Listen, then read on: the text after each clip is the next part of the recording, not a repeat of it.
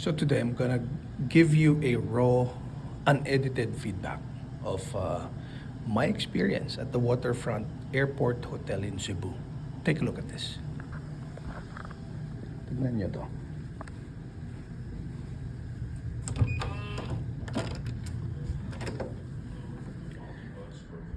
And this is the first time, by the way, that I am doing a hotel review and feedback. So, look at this. Look at this. Diba?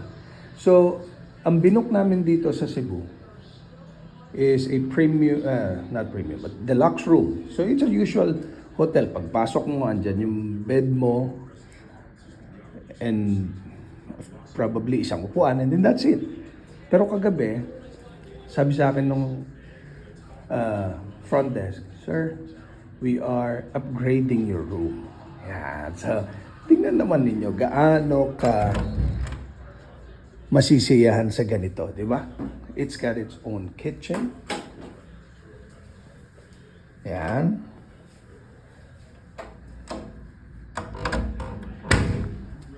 So, meron pang powder room.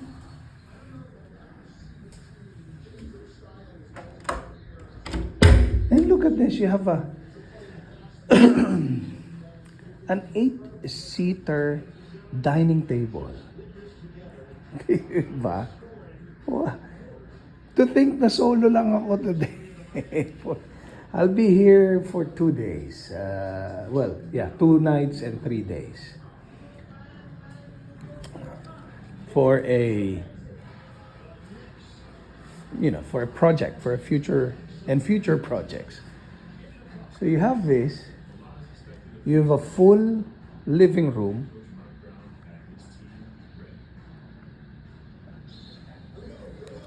with your own bedroom. Sorry, medyo magulo na. And your own, may TV ka din dito. It's an airport hotel, guys. So that's the Mactan Cebu International Airport. Di ba nakakatuwa lang kasi, ang ginagawa ko kasi lately, especially, pag tumatanda ka yata, ganun na eh.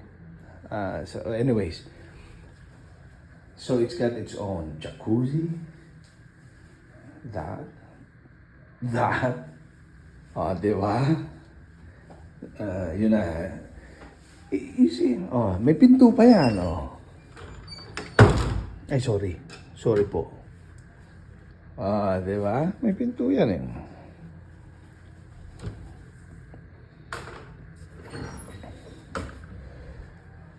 So anyways, I'm just grateful. No? I'm grateful to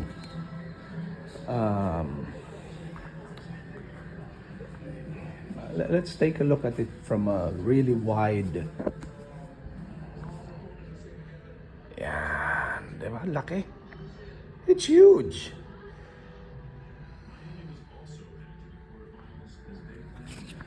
So, siguro what I'd like to say is, I'm grateful, salamat sa staff ng Waterfront Airport Hotel in Cebu. Again, as I've said, this is the first time na magbibigay ako ng review, feedback sa isang hotel na pinag-i-stayan ko or namin as a family.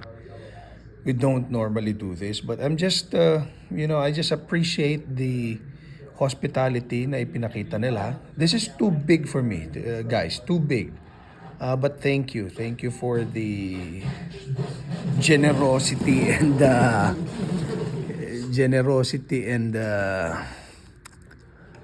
hospitality na pinakita ninyo.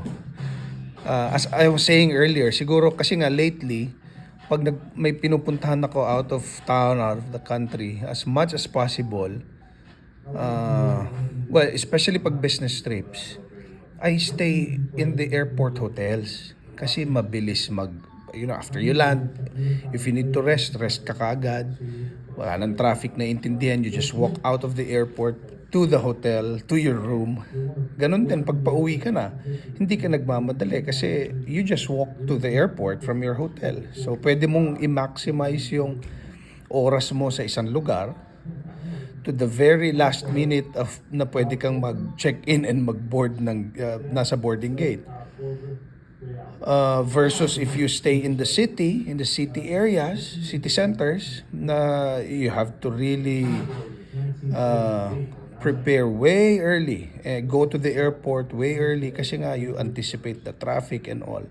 So, pag nasa airport hotel ka, ganon. But again, not all airports have an airport hotel na maayos. Ha? So, if there is, yan talaga, number one option ko yan. So, yan, I just want to share with you na this is it. Nakakatuwa na. I'm just grateful. You know, sometimes in life, you have to appreciate things that people do for you. Especially pag hindi mo inasahan. You know, thank you. I have nothing else to say but just I'm just thankful and grateful for dyan sa staff ng Waterfront. Ito yung totoong pangalan nito. The Waterfront Hotels and Casinos. Ayan pala yung pangalan. So in Cebu, they have one at the airport and there's another one at sa Cebu City. So yun lang naman. Salamat sa inyong lahat. Thank you.